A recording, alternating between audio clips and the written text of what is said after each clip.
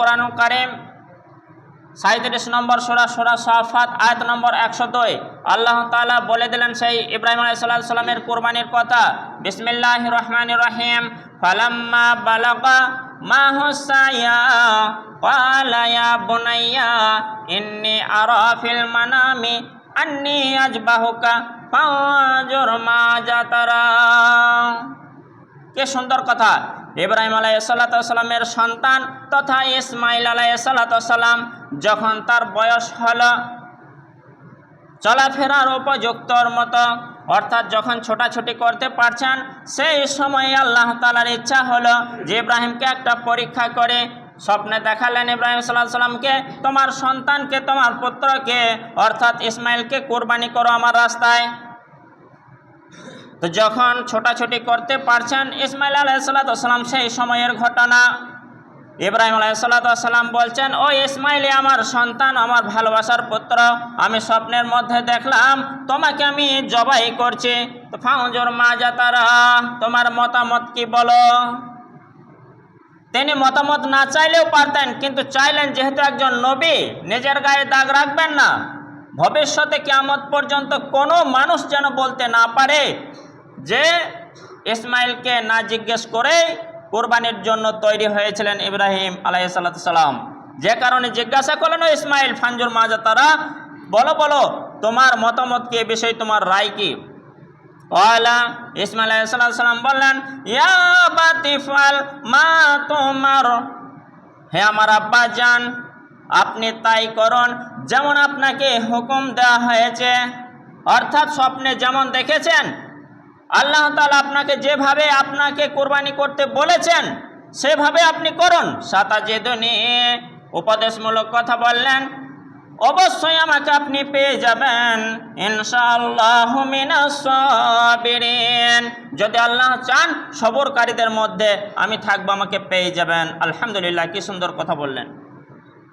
বাস তৈরি। ইব্রাহিম আলাইহিসসালাম ছেলের মতামত নিয়ে দুইজনে একেবারে রেডি, কোরবানি করছেন। ফালাম্মা আসলামা ওয়া তাল্লাহু লিল জাবিন, দুইজনেই উন্নত হয়ে গেলেন শির আল্লাহর দরবারে। দুইজনেই রেডি, একবার প্রস্তুত। ওয়া তাল্লাহু লিল জাবিন, ইসমাইল আলাইহিসসালামকে উপর করে শুইয়ে দিলেন।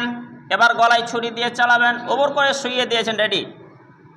আল্লাহ তাআলা এবার সংবাদ পাঠাচ্ছেন, ওয়ানাদাইনাহু ইয়া ইব্রাহিম, আল্লাহ বলছেন আমি আওয়াজ করলাম, আমি জোর তার কাছে একটা আওয়াজ শব্দ পাঠালাম, কণ্ঠস্বর পাঠালাম, এই ইব্রাহিম।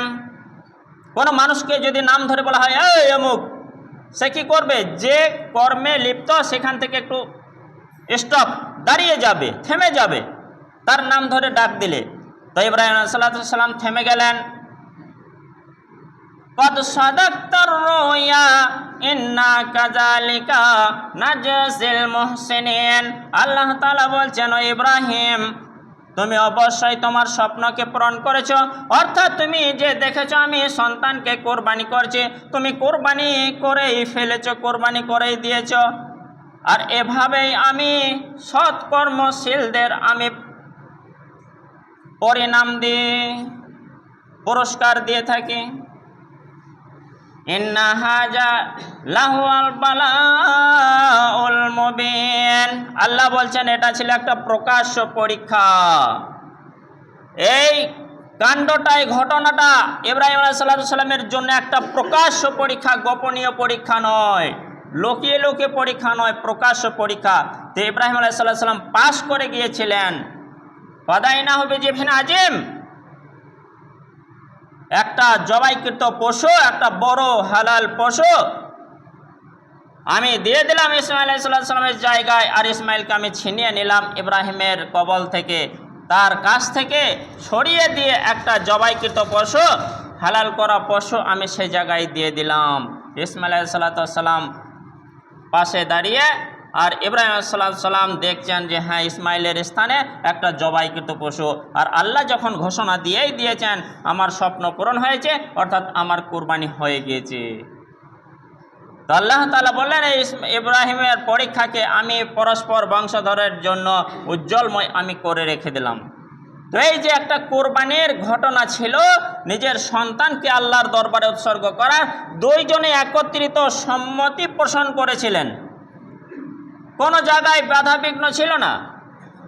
দ্বিতীয় কথা, যে সবরকারীদের মধ্যে আমাকে পাবেন, আপনাকে যেরকম হুকুম করা হয়েছে সেরকমই করুন। তো আমার রাসূল করিম সাল্লাল্লাহু আলাইহি ওয়াসাল্লাম আমাদেরকে কোরবানি করার যেরকম হুকুম করেছেন সেরকম আমাদের করতে হবে। আর সেরকম যদি আমরা করে যাই তাহলে সবরকারীদের মধ্যে আমরা সেই পুরস্কার অর্জন করে থাকব ইনশাআল্লাহ। আসুন এবার সূরা আনাম 6 নম্বর সূরা আয়াত নম্বর 162 আল্লাহ তাআলা নবীকে বলতে বললেন, নবী গো তুমি বলে দাও, কুল ইন্না সলাতি ওয়া নুসুকি ওয়া মাহইয়ায়া ওয়া মামাতি লিল্লাহি রাব্বিল আলামিন।